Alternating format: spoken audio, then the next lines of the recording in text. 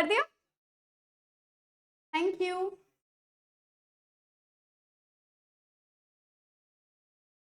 Hello students, okay, नहीं, hello बच्चों। देखो मुझे ना ये समझ आई एक बात कि एक्चुअली मेरी कई बच्चों से बात हुई। हेलो बच्चों, तो आप लोगों को पता ही है मेरे channel biology with doctor Yamini में मैं एक ही चीज़ प्रमोट करती हूँ कि आपको कोई बायो के लिए एक्स्ट्रा बुक करने की ज़रूरत नहीं है। 11th-12th की जो एनसीईआरटी है वो मोर देन इनफ है। हमने ये चीज़ बार बार देखी है, चाहे कैंसल नीट का पेपर जो हुआ 2026 या जो री नीट हुआ है अभी, उनमें मैंने आपको एक एक क्वेश्चन दिखाया है कि किस चैप्टर, किस लाइन, किस टॉपिक से आया है एनसीईआरटी की, कि 90 के 90 क्वेश्चन आपकी एनसीईआरटी से आए हैं। तो अब ना मैं एक ऐसी ही सीरीज स्टार्ट करी हूँ जिसका नाम है एनसीईआरटी लाइन बाय लाइन। इसमें हम लोग क्या करेंगे, इसमें मैं आपको एक एक दिन में एक चैप्टर के कुछ टॉपिक लेंगे हम लोग, ठीक है। लगभग हाफ चैप्टर या 30% या 40% चैप्टर हम एक वीडियो में किया करेंगे। वो होने के बाद मैं आपको उस चैप्टर से रिलेटेड 100 क्वेश्चन, जिसमें आपके एमसीक्यूज, सारे MCQs, normal MCQs, matching, correct incorrect, true false, जितने भी नीट के बन सकते हैं, जितने पॉसिबल हैं, जो लास्ट 10 ईयर्स में आए हैं, जितना भी बन सकता है वो मैं आपको प्रोवाइड करूंगी, जो आपको मेरे डिस्क्रिप्शन में मिल जाएगा, ठीक है। मैं यहाँ पे डिस्क्रिप्शन में लिंक डाल दूंगी, आपको वो करना है, कुछ नहीं करना, गूगल फॉर्म ओपन करोगे, आप अपने आंसर्स उसमें डालोगे, आपको पता लग जाएगा कितने मार्क्स आए। जितने भी मार्क्स आएंगे ईमानदारी से मुझे आपको कमेंट सेक्शन में बताने हैं। इस तरह से हम हर एक चैप्टर की अब प्रैक्टिस करेंगे। तो शुरू करें। आज जो हम लोग चैप्टर करेंगे, क्योंकि री नीट में इस बार cell the unit of life से, sorry, cell the unit of life से पूरे 8 क्वेश्चन आए, मतलब 32 मार्क्स का। तो सबसे पहला चैप्टर हम लोग स्टार्ट करेंगे वो है class 11th, cell the unit of life. चलिए शुरू करते हैं।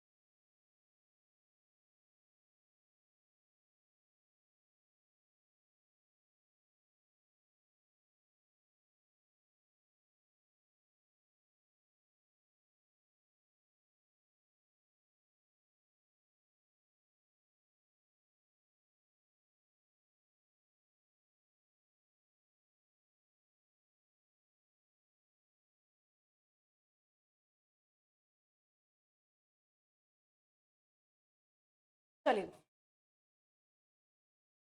जैसे मैंने आपको बोला कि आज हम स्टार्ट करेंगे सेल, जैसे मैंने जैसे मैंने आपको बोला आज हम स्टार्ट करेंगे cell the unit of life. एक चैप्टर है, आप चाहें अपनी चाहे क्या, एक्चुअली अपनी एनसीईआरटी की बुक अपने सामने खोल लो, एक पेंसिल रखो, एक पेन रखो अपने सामने, शुरू करते हैं, ठीक है। और जैसे मैंने आपको बोला इस वीडियो के एंड में जितने भी टॉपिक्स आज हम पढ़ेंगे उससे रिलेटेड पूरे 100 क्वेश्चंस मैं आपको दूंगी।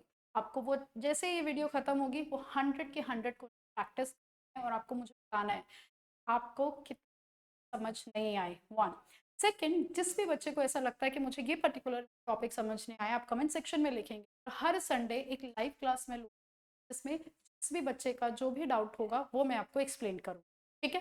चलो, अब ये जो स्टार्ट करेंगे हम चैप्टर 8 आपका the cell, cell the unit of life. सबसे पहले देखो, लाइन टू लाइन, जैसे मैंने बोला एनसीईआरटी लाइन बाय लाइन, तो हमें वही करना है कि एनसीईआरटी को लाइन बाय लाइन हम इस क्लास में डिस्कस करेंगे, एक एक सिंगल लाइन है वो हम डिस्कस, ठीक है। तो let's start. You look around, you both living and non living है, हमें लिविंग और नॉन लिविंग दोनों दिखते हैं।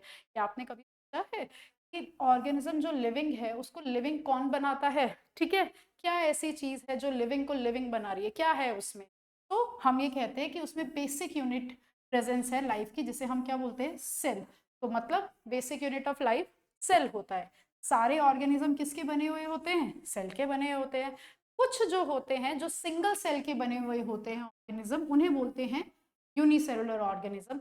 और जो एक से ज्यादा सेल के बने हुए हैं उन्हें हम लोग क्या बोलते हैं, मल्टी सेलुलर ऑर्गेनिज्म, ठीक है। ये देखो, ऐसे थोड़ा सा लाइट, हाँ, तो सिंगल सेल के बनते हैं उन्हें बोलते हैं यूनिसेलुलर ऑर्गेनिज्म, और जो एक से ज्यादा सेल के बने हुए होते हैं उन्हें बोलते हैं मल्टी सेलुलर ऑर्गेनिज्म। ये हमको पता है कि यूनिसेलुलर का एग्जाम्पल जैसे कि हम बोलेंगे जितने भी बैक्टीरिया हैं, मल्टी सेलुलर ह्यूमंस है, एनिमल्स है, प्लांट्स है, फंजाई है।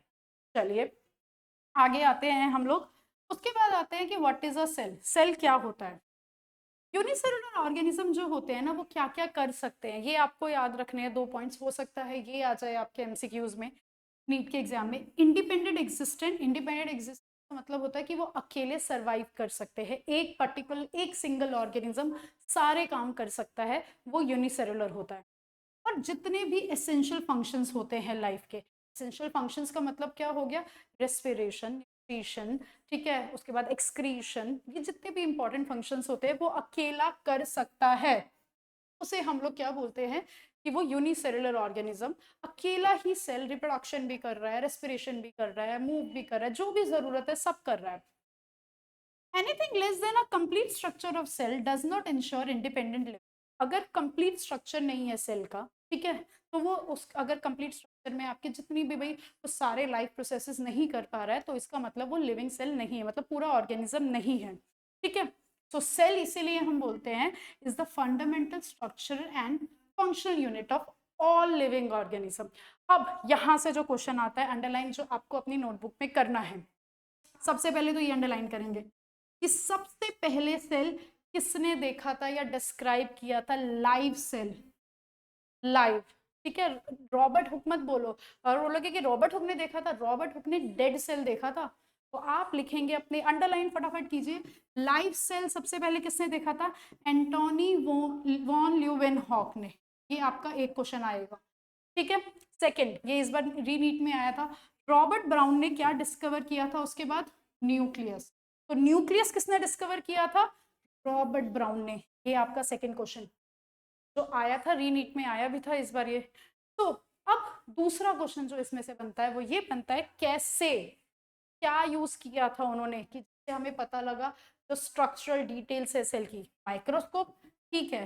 बट इंप्रूवमेंट हुई माइक्रोस्कोप में, और क्या डिस्कवर हुआ था, अंडरलाइन करेंगे आप लोग, इलेक्ट्रॉन माइक्रोस्कोप। तो तीन चीजें, पहली, सबसे पहले लाइव सेल किसने देखा था, एंटोनी वॉन ल्यूवेनहॉक ने। सेकंड, न्यूक्लियस को किसने डिस्कवर किया था, रॉबर्ट ब्राउन ने। क्या यूज किया था, सिर्फ माइक्रोस्कोप नहीं, इलेक्ट्रॉन माइक्रोस्कोप। ये तीन चीजें आपको याद रखनी ही रखनी है, जिससे हमें पता लगा था स्ट्रक्चरल डिटेल्स ऑफ सेल के बारे में, ठीक है। नेक्स्ट पे आएंगे, जो इस बार ये भी आया था क्वेश्चन, अगर जिसने भी रीनीट दिया है या मेरी वीडियोस आपने देखी है ना जिसमें मैंने एक्सप्लेन किया है कि रीनीट में किस चैप्टर से कौन से क्वेश्चन आए हैं, कहाँ से आया, उसमें मैंने ये भी बताया, सेल थ्योरी। सेल थ्योरी पे क्वेश्चन आया था कि सेल थ्योरी किसने दी है। तो यहाँ पे ना 3 साइंटिस्ट के नाम है, दो पहले कौन थे, सबसे पहले 1838 में, ठीक है, मेटिहस स्केलेटन जो थे, जर्मन बॉटनिस्ट, बॉटनिस्ट लिखा है ना, आपको यहां से याद रखना है, अंडरलाइन करेंगे कि स्केलेटन ने जो था किस पे काम किया था, प्लांट्स। आपको याद रखना है कि स्केलेटन ने प्लांट्स पे काम किया था, क्योंकि वो बॉटनिस्ट भी थे। उन्होंने बहुत सारे प्लांट्स ऑब्जर्व किए और देखा कि सारे के सारे प्लांट्स जो है ना एक डिफरेंट तरह के सेल से बने हैं, ठीक है, फिर वो प्लांट का टिश्यू बनाते हैं। एट द सेम टाइम एक थियोडोर करके थे, थियोडोर श्वान, साइंटिस्ट जो जूलॉजिस्ट थे, मतलब कि शेल्डन बॉटनिस्ट, और श्वान जो थे, थियोडोर श्वान, वो जूलॉजिस्ट थे। इन्होंने एनिमल सेल देखा ऑफकोर्स, अगर शेल्डन ने क्या देखा था, स्केल्डन ने देखा था आपका प्लांट सेल, और श्वान ने देखा था एनिमल सेल। उसने उन्होंने actually different types of animal cell देखा। उन्होंने कहा कि सेल्स के ऊपर एक आउटर थिन लेयर होती है जिसे हम आज क्या बोलते हैं, प्लाज्मा मेम्ब्रेन। अब यहाँ से एक क्वेश्चन ये बन सकता है कि किसने सबसे पहले प्लाज्मा मेम्ब्रेन के बारे में यहाँ पे, नहीं रहने देते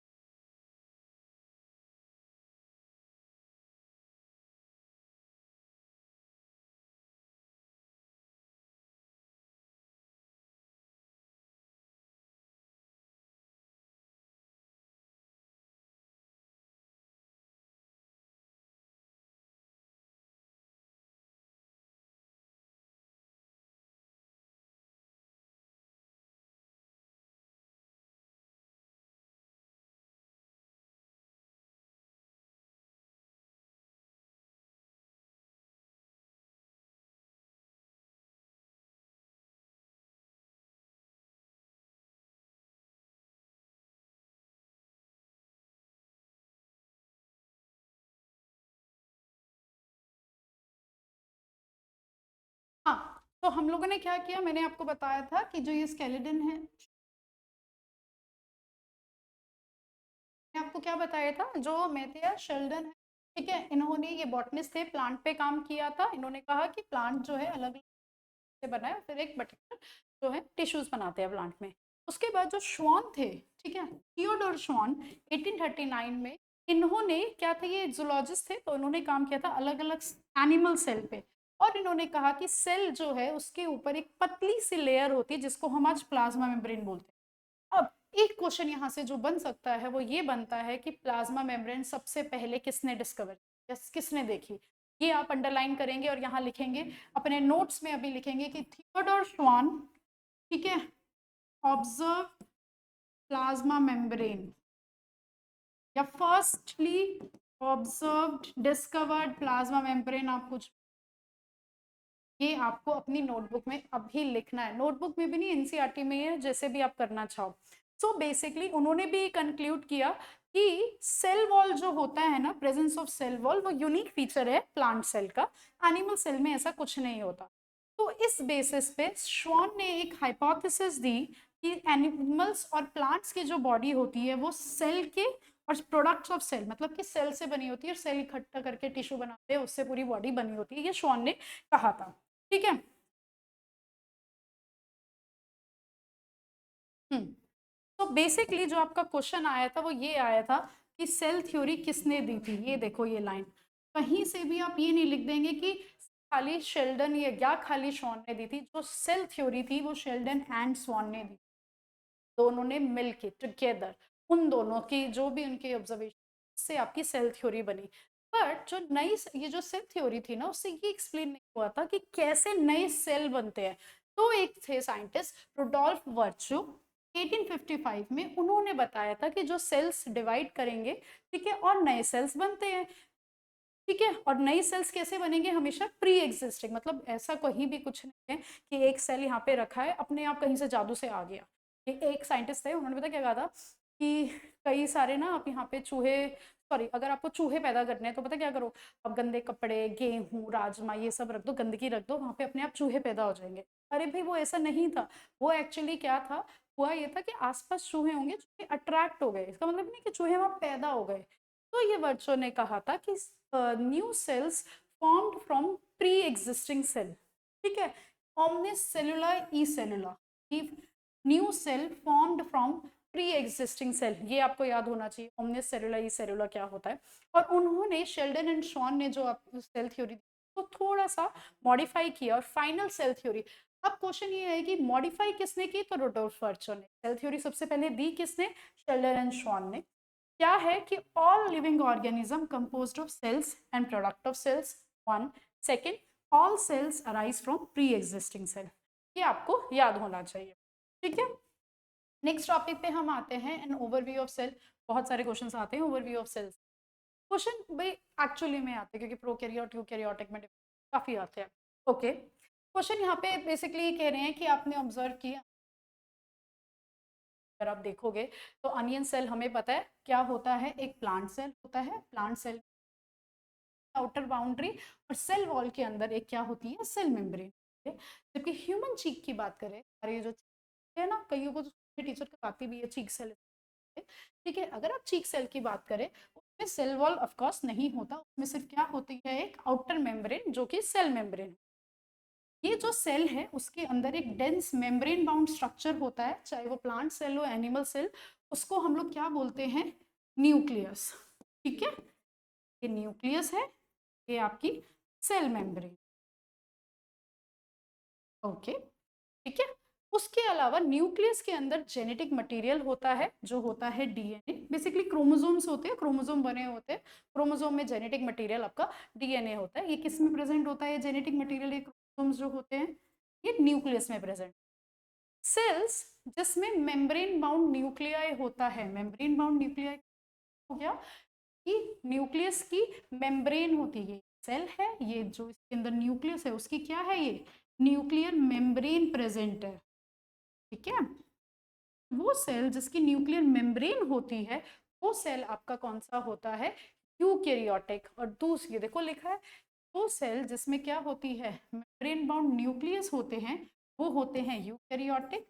और जिसमें मेम्ब्रेन बाउंड न्यूक्लियस नहीं होता है, मतलब न्यूक्लियस ऐसे ना, अगर डीएनए वगैरह तो प्रॉपर ऐसे न्यूक्लियस नहीं मिलेगा, न्यूक्लियर मेम्ब्रेन नहीं मिलेगी, लिखा है ना, lack a membrane bound nucleus, मतलब मेम्ब्रेन नहीं होती है न्यूक्लियस की, उसको हम लोग क्या बोलते हैं, प्रोकैरियोटिक। ये देखो, प्रोकैरियोटिक है, यूकैरियोटिक। यूकैरियोटिक आपको याद रखना है एटलीस्ट ना, आपको ये चैप्टर खत्म होने के बाद कम से कम 15 जो डिफरेंस है प्रोकैरियोटिक और यूकैरियोटिक में, वो आने चाहिए, कम से कम 15 डिफरेंस।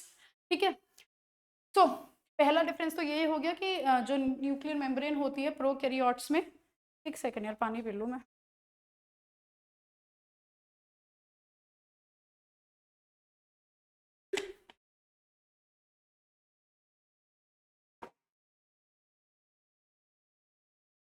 तो पहला डिफरेंस तो देखो यही हो गया प्रोकैरियोटिक और यूकैरियोटिक में, कि यूकैरियोटिक में क्या होती है, न्यूक्लियर मेम्ब्रेन जो होती है वो प्रेजेंट होती है, प्रोकैरियोटिक में नहीं होती। लिख लो भाई अपनी नोटबुक में, ओके। बुक और नोटबुक दोनों साथ में रखना, इसके मैं क्वेश्चंस दूंगी पूरे 100, और सबके अच्छे मार्क्स आने चाहिए उसमें। ऐसे देखो भाई टाइम पास करना है तो बात अलग है, तो अगर सच पढ़ना है ना तो ध्यान से पढ़ना, ये मैं नहीं करी मेरे 5 घंटे, ठीक है, आई अंडरस्टैंड, पढ़नी है, बहुत सारा पढ़ना है, लेकिन इस तरह से बायो पढ़ोगे ना, मार्क्स 320 मिनिमम, कहीं नहीं गए आपके। पूरे 1 साल हम मेहनत करेंगे, ये हम कर रहे हैं नीट 27 की तैयारी, ठीक है। चलो, तो प्रोकैरियोटिक और यूकैरियोटिक में दोनों में ही सेमी फ्लूइड मैट्रिक्स होता है, ये वाला जो एरिया है, तो हम लोग क्या बोलते हैं, साइटोप्लाज्म, ठीक है। तो साइटोप्लाज्म जो प्रॉपर ऑक्यूपाई करता है वॉल्यूम ऑफ सेल। साइटोप्लाज्म ना एक्चुअली मेन एरिया होता है, यहाँ पे एरिना लिखा है, एरिया मतलब यहाँ पे मोस्टली सेलुलर एक्टिविटीज होती है प्लांट और एनिमल्स, बहुत सारी केमिकल रिएक्शंस हम पढ़ेंगे आगे जाके चैप्टर्स में, रेस्पिरेशन रिएक्शन, वो लिविंग स्टेट में रह पाता है, keep the cell in the living state, याद रखना जा सकता है कि वो कौन सा एरिया है जिसकी वजह से सेल लिविंग स्टेट में रह पाता है, साइटोप्लाज्म। न्यूक्लियस के अलावा ना, जो मैंने अभी बोला, यूकैरियोटिक में और भी मेम्ब्रेन बाउंड सेल ऑर्गेनल्स होते, organelles membrane bound, membrane bound का देखो यहाँ पे मतलब क्या है, मैं ये हटा रही हूँ, हाँ, मेम्ब्रेन बाउंड जैसे आपका यूकैरियोटिक्स है, ये न्यूक्लियस तरह से देखो, नहीं, चलो सुंदर सा बनाती हूँ, आपका, हाँ, ये माइटोकॉन्ड्रिया हो गए, ठीक है, बताओ ये क्या है, ये ईआर हो गया, तो प्लाज्मिक वो ऑर्गेनल जो काम करते हैं और जिनकी खुद की अपनी मेम्ब्रेन होती है, तभी तो इन्होंने क्या बोला है कि यूकैरियोट्स में क्या होते हैं, मेम्ब्रेन बाउंड सेल ऑर्गेनल्स। तो सारे नाम याद होने चाहिए, एक बार इस बार नीट में भी और नीट 26 जो कैंसिल दोनों में आया था, endoplasmic reticulum, Golgi complex, lysosome, mitochondria, microbodies and vacuoles, ये आपको मिलते हैं यूकैरियोट में। प्रोकैरियोटिक में ऐसा कुछ भी नहीं होता है। तो अभी तक यूकैरियोटिक और प्रोकैरियोट के हमने दो डिफरेंस, पहला डिफरेंस क्या होता है, प्रोकैरियोट में न्यूक्लियर मेम्ब्रेन नहीं होती, यूकैरियोटिक में न्यूक्लियर मेम्ब्रेन बाउंड न्यूक्लियस होता है। प्रोकैरियोट में सेल मेम्ब्रेन बाउंड क्या ऑर्गेनल्स नहीं होते, मतलब sorry membrane bound cell organelles नहीं होते, यूकैरियोट में मेम्ब्रेन बाउंड ऑर्गेनल्स प्रेजेंट होते हैं, जैसे कि एंडोप्लाज्मिक रेटिकुलम, लाइसोसोम, ठीक है, माइटोकॉन्ड्रिया, वैक्यूल, ये सारी चीजें। जो आपके लास्ट ईयर क्वेश्चन आया था, लास्ट ईयर नहीं सॉरी नीट जो कैंसिल हुआ उसमें ये क्वेश्चन आया था कि वो कौन सा नॉन मेम्ब्रेन बाउंड ऑर्गेनल है जो प्रोकैरियोट और यूकैरियोट दोनों में प्रेजेंट होता है, वो होता है राइबोसोम। कौन सा है वो, राइबोसोम। राइबोसोम वो नॉन मेम्ब्रेन बाउंड ऑर्गेनल है जो आपके प्रोकैरियोटिक और यूकैरियोटिक दोनों सेल्स में प्रेजेंट होता है, ये आपको याद रखना है। तो सेल के अंदर राइबोसोम आपको सिर्फ साइटोप्लाज्म में नहीं कि यहाँ पे मिल रहा है, राइबोसोम आपको न्यूक्लियस में भी मिलता है, ये देखो, नहीं सेल के अंदर जो राइबोसोम है सिर्फ साइटोप्लाज्म में नहीं बल्कि दो ऑर्गेनल हैं जिसके अंदर भी मिलता है, क्लोरोप्लास्ट अगर हम बात करें प्लास्टिड में, सॉरी प्लांट्स में, और माइटोकॉन्ड्रिया में, और रफ ईआर में, ये रफ ईयर क्या होता है, जो एंडोप्लाज्मिक रेटिकुलम होता है ना, आप ये लिखा था ना कि एंडोप्लाज्मिक रेटिकुलम है, ये एंडोप्लाज्मिक रेटिकुलम 2 टाइप्स के होते हैं, एसईआर एंड आरईआर। एसईआर का मतलब होता है स्मूथ एंडोप्लाज्मिक रेटिकुलम और आरईआर का मतलब होता है यस रफ एंडोप्लाज्मिक रेटिकुलम। ठीक है, सो रफ एंडोप्लाज्मिक रेटिकुलम पे आपके राइबोसोम होते हैं, माइटोकॉन्ड्रिया के पास राइबोसोम होते हैं, और क्लोरोप्लास्ट में जो सिर्फ प्लांट्स में होते हैं उनके पास अपने खुद के राइबोसोम होते हैं। इस बारे में थोड़ा सा डिटेल में जब आगे वाली वीडियोस है उसमें हम डिस्कस करेंगे। आज हम लोग मेन जो है ये वाला टॉपिक ओवरव्यू ऑफ सेल वाला करेंगे। ठीक है, ओके। आगे आते हैं कि animal, very very very very important, कि आपको ये याद रखना है। अब एनिमल और प्लांट सेल में देखो, इससे ये क्वेश्चन भी आया था, सेंट्रोजोम। सेंट्रोजोम सिर्फ कहाँ प्रेजेंट होता है, लिखो अपनी नोटबुक में कि centrosome only present in animal cell, plant cells do not have centrosome. Animal cell में एक और नॉन मेम्ब्रेन बाउंड ऑर्गेनल होता है जिसे बोलते हैं सेंट्रोजोम, जो हेल्प करता है सेल डिवीजन। प्लांट सेल में सेंट्रोजोम नहीं होता है, आपको याद रखना है। इसी तरह सेंट्रियोल्स हम आगे पढ़ेंगे, वो भी नहीं होते प्लांट सेल में, बट अभी centrosome present only in animal cell. लिखो यहाँ पे not present in plant cell, ये आपको पता होना चाहिए। ठीक है, इसके अलावा सेल्स जो होते हैं ना, अलग अलग साइज, शेप, एक्टिविटीज के होते हैं। सबसे छोटा सेल यहाँ पे याद रखो, स्मॉलेस्ट सेल माइकोप्लाज्मा होता है। माइकोप्लाज्मा प्रोकैरियोटिक है या यूकैरियोटिक, आपको याद रखना है कि माइकोप्लाज्मा प्रोकैरियोटिक है। ठीक है, एक प्रोकैरियोटिक, ये जो अभी हम लोग चैप्टर पढ़ेंगे, आपका चैप्टर नंबर 2 बायोलॉजिकल क्लासिफिकेशन, उसमें हम सारे किंगडम पढ़ेंगे, मोनेरा, प्रोटिस्टा, ये सब, तब हम थोड़ा सा डिटेल में इसके बारे में पढ़ेंगे। माइकोप्लाज्मा सबसे छोटा सेल है और उसका साइज 0.3 माइक्रोमीटर होता है लेंथ में। ठीक है, उसके बाद बैक्टीरिया की अगर हम बात करें, बैक्टीरिया का साइज हो सकता है 3 to 5 माइक्रोमीटर, बट याद रखना प्रोकैरियोटिक का एग्जांपल, दुनिया में जितने भी बैक्टीरिया हैं वो सारे के सारे आपके प्रोकैरियोटिक हैं। ठीक है, जितने भी बैक्टीरिया सारे के सारे प्रोकैरियोटिक। लार्जेस्ट, ये जो मैं बोले जा रही हूँ ना कि ये करो ये करो, तो वो मैंने बोला है 100 क्वेश्चंस में दूंगी, वो उसमें ये सारे क्वेश्चंस है, गलत नहीं होना चाहिए, ध्यान से पढ़ लो इसीलिए। ठीक है, largest isolated single cell, largest isolated निकालो अकेला एक सिंगल सेल, कौन सा है, एग ऑफ एन ऑस्ट्रिच। ठीक है, मल्टी सेलुलर ऑर्गेनिज्म में अगर आप ह्यूमन आरबीसी देखोगे, उसका डायमीटर 7 माइक्रोमीटर का होता है। नर्व सेल लॉन्गेस्ट सेल में आता है, बहुत लंबा होता है ये। सेल्स अलग अलग शेप, अलग अलग साइज के होते हैं, उनके फंक्शन के हिसाब से, कुछ डिस्क लाइक, कुछ पॉलीगोनल, कुछ कॉलमनर, क्यूबॉइड शेप के, थ्रेड लाइक, कुछ इरेगुलर, मतलब कोई ऐसे शेप ही नहीं है। डिपेंड, उनके फंक्शन, जो भी वो फंक्शन करते हैं ना, उसके हिसाब से उनका साइज होता है। जैसे कि अब हम यहाँ आ जाते हैं, ये आपको यहाँ पे शेप्स पता होनी चाहिए। रेड ब्लड सेल्स, आरबीसी की शेप क्या है, राउंड एंड बाइकॉन्केव, अंडरलाइन करेंगे। डब्ल्यूबीसी की शेप होती है वाइट ब्लड सेल्स। ये कॉलमनर एपिथेलियल सेल, हमारे जो बॉडी में होते हैं एपिथेलियल सेल, उनकी long and narrow. Nerve cell branched and long. Tracheid जो आपको प्लांट्स में मिलता है, इलोंगेटेड। मीजोफिल सेल्स जो प्लांट्स में मिलते हैं, राउंड एंड ओवल। अंडरलाइन करेंगे इन सभी चीजों को आप। नेक्स्ट, अब हम आते हैं प्रोकैरियोटिक सेल में। ठीक है, यस, बस हम लोग आज वाली वीडियो है ना, हम प्रोकैरियोटिक खत्म करेंगे और फिर मैं आपको 100 क्वेश्चंस दूंगी। नेक्स्ट वीडियो में हम लोग यूकैरियोटिक स्टार्ट करेंगे, उसके 100 क्वेश्चन। ठीक है, उसकी यूकैरियोटिक कंप्लीट नहीं करेंगे, ये एक्चुअली चैप्टर ना आप 3 वीडियो में करेंगे। फर्स्ट में टिल प्रोकैरियोटिक, सेकंड में मैं सोच रही हूँ टिल गोल्गी तक हम लोग करते हैं, और थर्ड में फिर गोल्गी से कंप्लीट चैप्टर। ठीक है, क्वेश्चंस आते हैं, 32 नंबर का पेपर आया है, इसमें से सोचो सिर्फ वीडियोस सिर्फ 300 क्वेश्चंस ट्राई करके। ठीक है, और उसके बाद ना ये 3 वीडियो में 100 क्वेश्चन आपको दूंगे। जब लास्ट हम लोग लाइव सेशन रखेंगे, डाउट सेशन, उसके बाद में आप चैप्टर से 400 क्वेश्चंस अगर आप एक चैप्टर से प्रैक्टिस कर, मुझे लगता है आपको आ ही जाएगा सब। देखो, प्रैक्टिस करना सबसे ज़्यादा इंपॉर्टेंट होता है। ठीक है, चलो स्टार्ट करते हैं हम लोग प्रोकैरियोटिक सेल।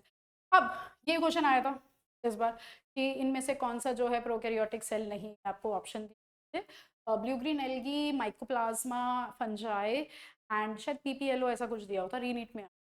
देख लेना, मैं वीडियो का यहाँ पे लिंक लगा दूंगी, देखना एक बार जाके, मुझे बताना कौन सा। चलो प्रोकैरियोटिक सेल पे आते हैं। प्रोकैरियोटिक सेल ना कौन रिप्रेजेंट करता है? Bacteria, blue green algae, mycoplasma, PPLO. आपको याद रखना है बैक्टीरिया, ब्लू ग्रीन एल्गी को और क्या कहा जाता है? साइनोबैक्टीरिया। ठीक है, क्लास 11 का चैप्टर 2 बायोलॉजिकल क्लासिफिकेशन, उसमें डिटेल में है ब्लू ग्रीन एल्गी के बारे में। इसका एग्जाम्पल जैसे कि आपके कोर्स में दिया हुआ है नॉस्टॉक, दूसरा भी है वो आप बताना मुझे क्या है, अगर जिसने चैप्टर 2 पढ़ा हुआ है, नहीं तो मैं पढ़ाऊंगी। ठीक है, जनरली छोटे होते हैं साइज में, ज्यादा जल्दी डिवाइड करते हैं, रैपिडली मल्टीप्लाई करते हैं यूकैरियोटिक से, अलग अलग शेप एंड साइज के होते हैं। अब ये वाला क्वेश्चन भी आया था इस बार नीट में, मैचिंग में आया था, रीनीट में, कि बेसिलस रॉड लाइक होती है, coccus spherical, vibrio comma shape, spirillum spiral. अलग अलग शेप्स है ये बैक्टीरिया के। चैप्टर 2 बायोलॉजिकल क्लासिफिकेशन में फुल डायग्राम के साथ बनाया हुआ है कि बेसिलस जो होते हैं ना वो इस तरह के होते हैं, रॉड लाइक। ठीक है, फोकस जो होते हैं वो स्फेरिकल होते हैं, विब्रियो जो होते हैं वो इस तरह के कॉमा शेप्ड होते हैं, हाँ ऐसे। ठीक है, और जो स्पाइरलम स्पाइरल होते हैं ये इस तरह के शेप है बैक्टीरिया की, उसके हिसाब से नाम दिए गए हैं bacteria shape, 4 basic shape. Organisation जो है ना प्रोकैरियोटिक सेल की सिमिलर है जैसे सारे प्रोकैरियोट्स में होता है, बट थोड़ा सा डिफरेंट पता है क्या है, कि भाई अलग अलग शेप और फंक्शन के हिसाब से थोड़ा बहुत आपको डिफरेंस जो है वो प्रोकैरियोट्स में मिल जाता है। ठीक है, ओके, यस, चलिए।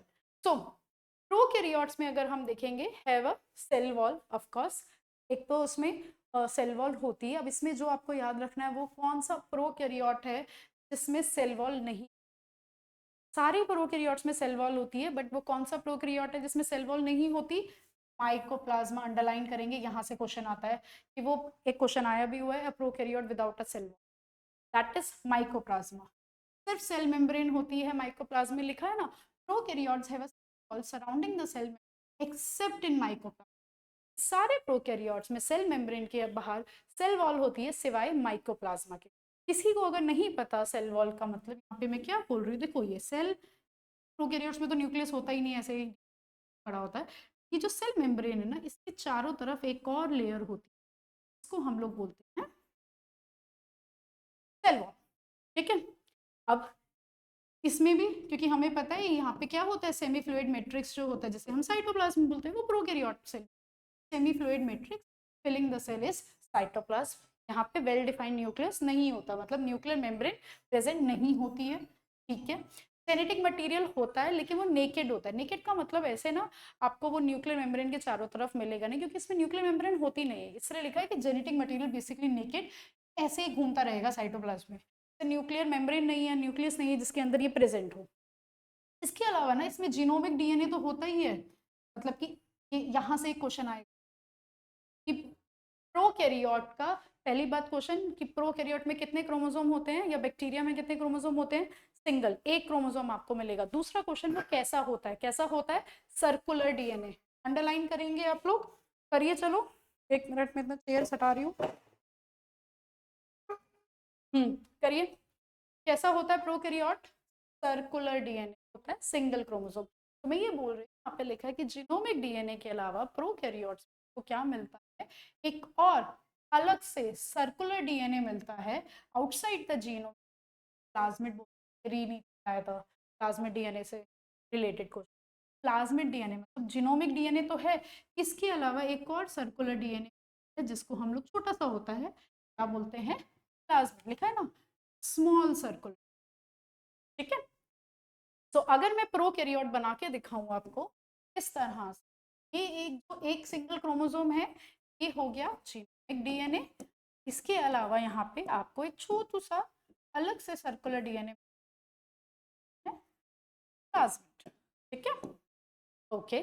सो ये प्लाज्मिड डीएनए में एक यूनिक फीचर होता है, अलग से कैरेक्टर्स होते हैं बैक्टीरिया में।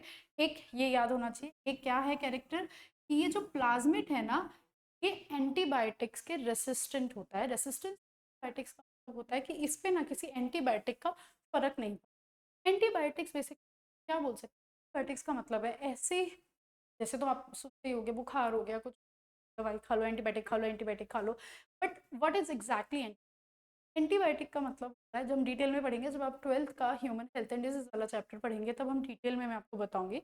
अभी के लिए कि माइक्रो ऑर्गेनिज्म जो दूसरे माइक्रो ऑर्गेनिज्म को किल कर देते हैं या उनको ग्रो नहीं करने देते, उसे एंटीबायोटिक बोलते हैं। ठीक है, तो ये जो होते हैं ना प्लाज्मिड की वजह से, ऐसा नहीं है कि कोई भी एंटीबायोटिक, बट कुछ पर्टिकुलर एंटीबायोटिक के रेसिस्ट होते हैं, मतलब असर नहीं करती। ठीक है, वहां पे बैक्टीरिया की ग्रोथ को वो रोक नहीं पाएगी एंटीबायोटिक। ये क्वेश्चन आ सकता है कि प्लाज्मिड की वजह से कौन सा कैरेक्टर होता है बैक्टीरिया में, कि वो रेसिस्ट होते हैं एंटीबायोटिक्स। ठीक है, यहाँ पे भी लिखा है कि आप और पढ़ोगे बैक्टीरिया के बारे में, सॉरी प्लाज्मिड के बारे में, कैसे ये बायोटेक में है।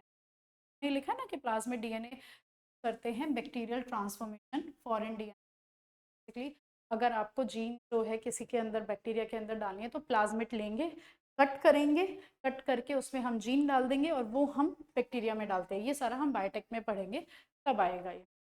न्यूक्लियर मेम्ब्रेन हमें पता है किस में मिलती है, सिर्फ यूकैरियोट्स में। यूकैरियोट्स में जो सेल मेम्ब्रेन बाउंड ऑर्गेनेल्स मिलते हैं वो प्रोकैरियोट्स में नहीं मिलते। सिर्फ membrane bound organ, non membrane bound organelles जो दोनों में मिलता है, कैरियर्स और यूकैरियोट्स, कौन सा होता है, ribosomes. Very very very very important, मतलब इसको गांठ बांध लो हर बार, नॉट जस्ट इस बार 25 में, 4 में, 20, हर बार इससे क्वेश्चन आता है, वो है मीजोजोम। मीजोजोम से ऐसा कभी नहीं हुआ कि क्वेश्चन ही नहीं आता।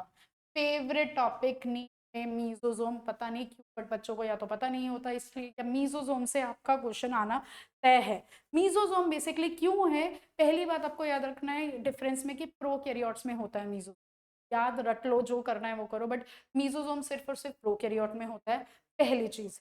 दूसरी चीज, प्रोकैरियोट में मीजोजोम क्या है, they are essentially infolding of cell.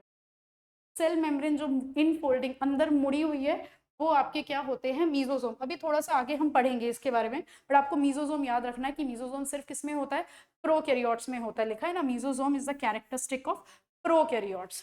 ठीक है, एक बार देखो, ये टिपिकल ना यूकैरियोटिक का स्ट्रक्चर है। Typical bacteria 1 to 2 micrometre size, आपको याद रखो क्योंकि एनसीईआरटी में से आएगा तो हो सकता है। पीपीएलओ का साइज 0.1 माइक्रोमीटर, वायरस 0.02 माइक्रोमीटर से 0.2 माइक्रोमीटर, और टिपिकल यूकैरियोटिक सेल जो होता है 10 to 20 माइक्रोमीटर का होता है। ठीक है, अब हम आते हैं cell envelope and its modification.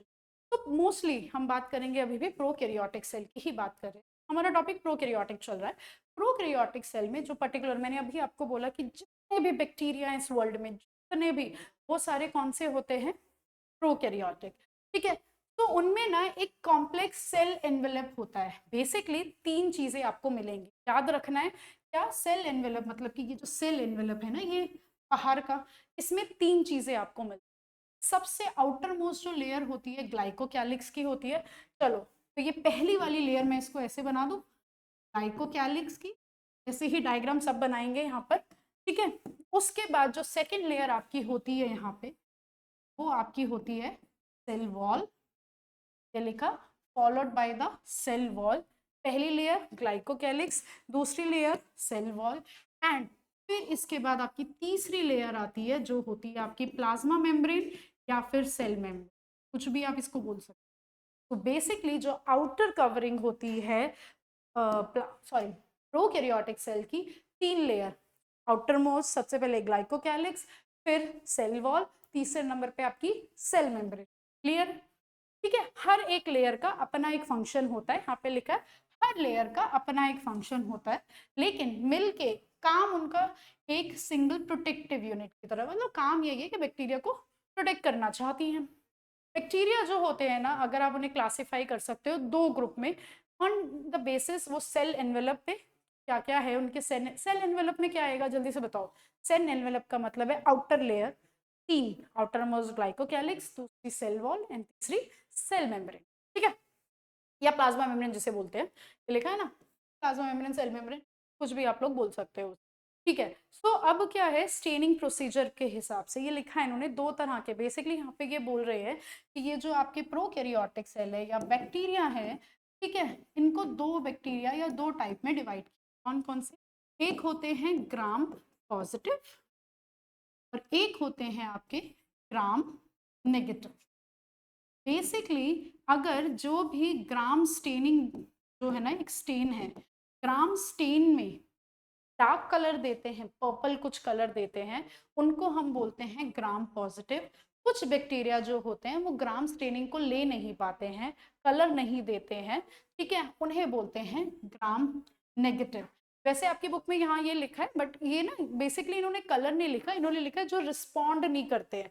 कुछ जो हैं वो रिस्पॉन्ड करते हैं स्टेनिंग प्रोसीजर को, जो ग्राम ने दिया था, ठीक है, ग्राम स्टेनिंग वाला, उन्हें ग्राम पॉजिटिव बोला। जो नहीं लेते हैं ग्राम नेगेटिव बोलते हैं। बट अगर आप करोगे ना एक्चुअली में खुद से, तो ग्राम स्टेनिंग जब देते हो आप, तो ग्राम पॉजिटिव बैक्टीरिया कुछ डार्क पर्पल कलर के आते हैं और gram negative bacteria pinkish colour के आते हैं। बट वो पर्टिकुलर ग्राम स्टेनिंग में वो नहीं ले पा रहे, इसीलिए ऐसे बोला कि जो ग्राम स्टेनिंग को ले लेते हैं ग्राम पॉजिटिव, जो नहीं लेते वो ग्राम नेगेटिव होते हैं। अभी मैंने आपको बोला ग्लाइकोकैलिक्स क्या होता है, आउटर मोस्ट लेयर। तो ग्लाइकोकैलिक्स जो होती है ना, अलग अलग कॉम्पोजिशन होती है, अलग अलग उसकी थिकनेस होती है, मोटाई जो होती है अलग अलग होती है, ठीक है। हो सकता है ये लूज शीट हो, जिसे हम स्लाइम लेयर बोलते हैं, एकदम पतली सी लूज सी ऐसे घूमती। कुछ में ये क्या होती है, एकदम मोटी सी टफ होती है, जिसे हम कैप्सूल बोलते हैं। तो स्लाइम लेयर कैप्सूल दोनों ही क्या है, एक तरह का ग्लाइकोकैलिक्स। अब ग्लाइकोकैलिक्स क्या होती है, आउटर मोस्ट। अभी मैंने बताया था, इधर देखेंगे, प्रोकैरियोटिक सेल में सबसे पहली लेयर कौन सी होती है, ग्लाइकोकैलिक्स। गुड। दूसरी लेयर कौन सी होती है, सेल वॉल। और तीसरी लेयर सेल मेम्ब्रेन या फिर प्लाज्मा मेम्ब्रेन। चलो, तो भाई, और अब हमने पढ़ लिया ग्लाइकोकैलिक्स दो तरह की, टाइम मोल्ड हो सकता है या फिर आपकी कैप्सूल हो। ठीक है, तो कैप्सूल है, लूज है तो स्लाइम मोल्ड है। सेल वॉल का मेन काम तो देखो यही होता है, शेप ऑफ सेल को डिटरमाइन, स्ट्रक्चरल सपोर्ट देती है, ठीक है, और बैक्टीरिया को रोकती है या प्रिवेंट, बचाती है बर्स्ट होने से या कोलैप्स होने से। तीन फंक्शन है सेल वॉल के, लिख लो फटाफट से। या तो शेप ऑफ सेल को डिटरमाइन करेगी, प्रोवाइड करती है स्ट्रक्चरल सपोर्ट, तीसरा प्रिवेंट करती है बैक्टीरिया को बर्स्टिंग से और कोलैप्सिंग से। प्लाज्मा मेम्ब्रेन क्या होती है, हम लोग पढ़ते आ रहे हैं कि ये सेलेक्टिवली परमिएबल होती है। सेलेक्टिवली परमिएबल, कुछ को ही सेल के अंदर आने देगी, कुछ ही चीज़ों को सेल के बाहर जाने देगी, ठीक है। इंटरैक्ट करती है आउटसाइड वर्ल्ड से। ये मेम्ब्रेन जो होती है, स्ट्रक्चर इसका सिमिलर होता है यूकेरियोट्स में, जैसे होगा वैसे ही होगा। तो अभी मैंने अभी आपको बोला था ना, मीजोसोम स्पेशल मेम्ब्रेनस स्ट्रक्चर होता है, जिसको हम लोग क्या बोलते हैं, मीजोसोम, जो आपको सिर्फ और सिर्फ कहाँ मिलता है, प्रोकैरियोट में। इन फोल्डिंग्स है ये प्लाज्मा मेम्ब्रेन की। आपको याद होने चाहिए मीजोसोम के function, very very very important. इससे इंपॉर्टेंट कुछ है ही नहीं इस सेल में, क्या पूरी बायो में, ऐसे सोच लो। एक क्वेश्चन 4 नंबर का मीजोसोम से आना ही आना है, ठीक है, मतलब मोस्टली तो आता ही है, तो आपका मिस नहीं होना चाहिए। ये किस फॉर्म में होती है, एक्सटेंशन हो सकती है वेसिकल की फॉर्म में, ट्यूब्यूल्स की फॉर्म में, या लेमेला की फॉर्म में आपको मिल सकती है। किसमें ये हेल्प करती है, मीजोसोम। मीजोसोम जो है वो आपका हेल्प करता है सेल वॉल फॉर्मेशन में, याद रखेंगे, डीएनए रेप्लिकेशन में, या distribution to daughter cell, DNA को डिस्ट्रीब्यूट करने में, या पूरा डॉटर सेल्स में डीएनए डिस्ट्रीब्यूट हो जाए दोनों डॉटर सेल में, या दो सेल अच्छे से डिवाइड हो जाए, डॉटर सेल बने, उसमें हेल्प करते हैं। They also help in respiration, secretion process, और सरफेस एरिया इंक्रीज करते हैं प्लाज्मा मेम्ब्रेन का, और एंजाइमेटिक कंटेंट का, आपको याद रखना है ये भी। उसके बाद कुछ प्रोकैरियोट्स में आप देखोगे हाँ, ये आया था इस बार भाई। कुछ प्रोकैरियोट्स में जो कुछ प्रोकैरियोट्स में हम देखेंगे कि जैसे कि साइनोबैक्टीरिया, साइनोबैक्टीरिया मैंने अभी आपको बताया था क्या होता है, ब्लू ग्रीन एल्गी, ठीक है। तो साइनोबैक्टीरिया जैसे कि ब्लू ग्रीन एल्गी में आप देखेंगे कुछ और मेम्ब्रेनस एक्सटेंशन होती हैं, जिसको बोलते हैं क्रोमैटोफोर्स, जिसमें पिगमेंट होते हैं। क्रोमैटोफोर एक ऑप्शन था, ठीक है, वो जो क्लोरोफिल वाला क्वेश्चन था, पता नहीं शायद उसमें था, हाँ, क्रोमैटोफोर एक ऑप्शन था। तो आपको पता होना चाहिए ना कि जो ऑप्शंस भी आते हैं ना, जो गलत होते हैं, आपका आंसर नहीं होता, वो भी एनसीईआरटी से आते हैं। तो क्रोमैटोफोर, तो बैक्टीरियल सेल जो होते हैं मोटाइल, मूव करने वाले, या नॉन मोटाइल। अब कोई मूव कर रहा है, ऐसे हम लोग कैसे मूव करते हैं, हमारे पास पैर है, इसी तरह बैक्टीरिया जो मूव कर रहे हैं उनके पास कुछ होगा, फ्लैजेला हो सकता है या कुछ और होगा, जिसकी वजह से वो मूव कर पा रहे हैं। यही लिखा है कि अगर वो मोटाइल हैं, मतलब मूव कर सकते हैं, तो उनके पास एक थिन, थिन माने पतला, फिलामेंटस एक्सटेंशन होगी उनकी सेल वॉल से जो निकलेगी, उसे बोलते हैं फ्लैजेला।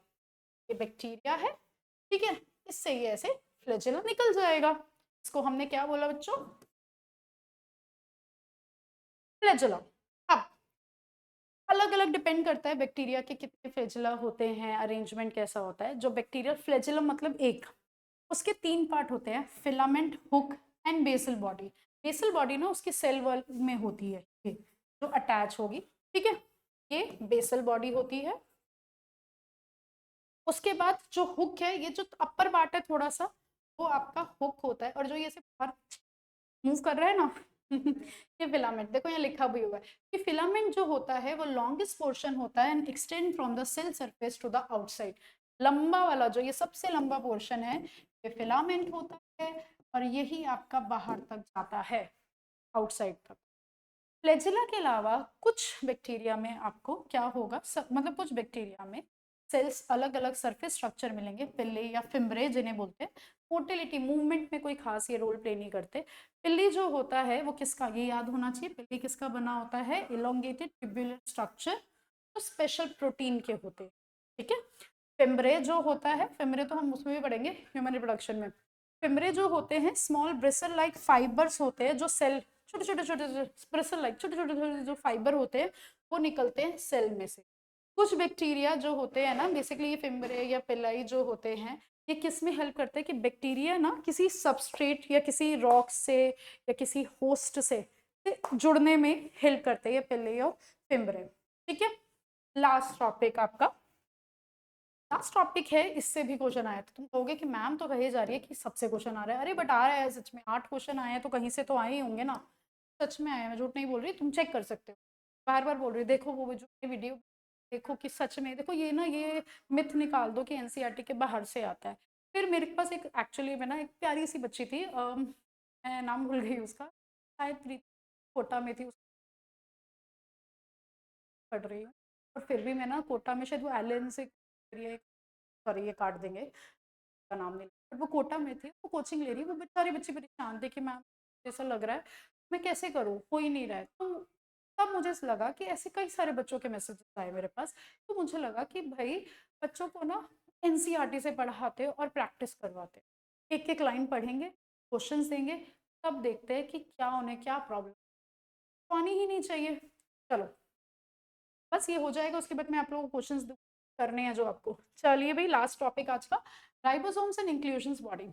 प्रोकैरियोट्स में और यूकैरियोट्स दोनों में राइबोसोम्स होते हैं।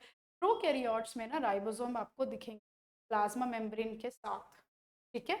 कितने होते हैं साइज में, 15 नैनोमीटर से 20 नैनोमीटर। तो राइबोसोम होता है ना टोटल, प्रो ये याद रखना है, प्रोकैरियोट्स एंड यूकैरियोट्स के डिफरेंस ये है, प्रोकैरियोट्स में राइबोसोम्स जो होते हैं 70s होते हैं, जबकि यूकैरियोट्स में 80s। तो इसकी दो सब यूनिट होती है प्रोकैरियोट्स में, होती है 50s और 30s। यूकैरियोट में होती है 6s एंड 40s। क्वेश्चन ये आया था कि क्या दो सब यूनिट प्रोकैरियोट की 50 और 30 की होती है, प्री नीट में आया था, चेक कर लीजिए कि 50 एंड 30s यूनिट्स होती हैं, इसकी सब यूनिट्स जो होती है टुगेदर मिलके जो फॉर्म करते हैं 70s प्रोकैरियोटिक राइबोसोम। राइबोसोम वो जगह कहीं भी हो, जैसे मैंने आपको बताया भी था कि माइटोकॉन्ड्रिया में राइबोसोम होता है, रफ एंडोप्लाज्मिक रेटिकुलम में राइबोसोम होता है, इवन क्लोरोप्लास्ट में राइबोसोम, कहीं भी राइबोसोम होगा। राइबोसोम का काम होता है प्रोटीन बनाना, प्रोटीन सिंथेसिस। तो कहीं भी माइटोकॉन्ड्रिया में राइबोसोम है मतलब वहाँ प्रोटीन बन रहा है, क्लोरोप्लास्ट में राइबोसोम है वहाँ प्रोटीन बन रहा है, जहाँ राइबोसोम वहाँ प्रोटीन बनते हैं। ये देखिए, ribosomes are the site of protein synthesis, protein बनते हैं, ठीक है। कुछ राइबोसोम जो है सिंगल एमआरएनए से अटैच हो जाते हैं और वो क्या बनाते हैं, पॉलीराइबोसोम, या जिसे पॉलीसोम बोलते हैं। एमआरएनए, जिसने देखो 12th कर रखी है उसको तो पता होगा एमआरएनए, ने नहीं पढ़ा ना तो मैं उसको सिर्फ इतना ही बोलूंगी, डीएनए से एमआरएनए, एमआरएनए से प्रोटीन बनता है। कोई नहीं, समझ आएगा, धीरे धीरे हम लोग करेंगे, ठीक है। बस यहाँ पे देखो, ये एमआरएनए है, ये एक तरह का आरएनए होता है। अगर इससे आपके राइबोसोम्स अटैच है इस पर, तो उसको हम पोलीराइबोसोम या पोलीसोम बोलते हैं, ठीक है। या पता है ये स्ट्रक्चर इस तरह का होता है, एक राइबोसोम है और इससे यहाँ एमआरएनए निकल, ये हेल्प करता है, ये जो राइबोसोम होता है ना पॉलीसोम का, ये हेल्प करता है एमआरएनए से प्रोटीन बनाने में। लिखा है ना ट्रांसलेट, चलो तुम्हें बताती हूँ। डीएनए, डीएनए से आपका बनता है एमआरएनए, एमआरएनए से आपका बनता है प्रोटीन। डीएनए से एमआरएनए बनता है, उस प्रोसेस को ट्रांसक्रिप्शन। एंड जब एमआरएनए से आपका प्रोटीन बनता है ट्रांसलेशन। इसीलिए यहाँ पे ये वर्ड यूज ट्रांसलेट, मैंने कहा लाइन बाय लाइन, एक एक लाइन आपको मैं बताऊँ ना। राइबोसोम जो है पॉलीसोम, ट्रांसलेट मतलब एमआरएनए से प्रोटीन बनने में हेल्प करते, इसीलिए यहाँ रखा है। इंक्लूजन बॉडीज, इसके अलावा ना रिजर्व मटेरियल होते हैं प्रोकैरियोटिक सेल में, वो साइटोप्लाज्म में स्टोर होते हैं in the form of inclusion body. इनमें यानी कोई मेम्ब्रेन सिस्टम नहीं होता, ये घूमते रहते हैं साइटोप्लाज्म में, लिखा भी हुआ है लाइफ इन द साइटोप्लाज्म, जैसे कि phosphate granules, cyano cyanophycean granules, glycogen granules. ठीक है, ये याद रखना है। गैस वैक्यूल्स, मैंने आपको 100 क्वेश्चंस बोले हैं, उसमें मैंने गैस वैक्यूल्स पे भी क्वेश्चन दिया है, चीटिंग मत करना। गैस वैक्यूल्स जो होते हैं ब्लू ग्रीन और पर्पल और ग्रीन फोटोसिंथेटिक बैक्टीरिया में भी मिलते हैं, स्टोरिंग में काम गैस वैक्यूल्स। तो आज के लिए इतना ही, इस वीडियो में सिर्फ इतना ही। अब आप क्या करेंगे, समझ आ गया, नोट्स बना लिए, अब अपने ये वीडियो बंद करो, रिवाइज करो 10 मिनट, ज़्यादा से ज़्यादा 10 मिनट, और उसके बाद डिस्क्रिप्शन में ना मैंने गूगल फॉर्म का लिंक डाला हुआ है, क्लिक करो, शांति से बैठ जाओ, आधा घंटा कुछ नहीं करना है। ठीक है, क्योंकि अब इस बार अब आपको पता है कि अब आपका वो जो कंप्यूटर बेस्ड हो गया जाएगा आपका एम, सॉरी नीट का एग्ज़ाम जो है सीबीटी। तो अब आपको क्या करना है, गूगल फॉर्म में जो भी करेक्ट है उस पर, मतलब जो भी आपको आंसर लग रहा है करेक्ट करेक्ट करेक्ट, जो भी अपने ऑप्शन, और लास्ट में आपके नंबर आ जाएंगे कि आपके टोटल इतने मार्क्स आए। ठीक है, आपको अपना नाम, ईमेल आईडी ये सब डालना है, और फिर आपको अपना अटेम्प्ट करना है, मार्क्स आ जाएंगे, और आपको फिर वापस कमेंट में बताना है कि आपके कितने मार्क्स आए हैं और कौन सा क्वेश्चन गलत हुआ है। मिलते हैं चलो नेक्स्ट वीडियो में। नेक्स्ट वीडियो में हम लोग यूकैरियोटिक सेल स्टार्ट करेंगे और फिर उसकी प्रैक्टिस करेंगे। बाय एवरीवन, बाय बच्चों, keep practising, keep studying, bye.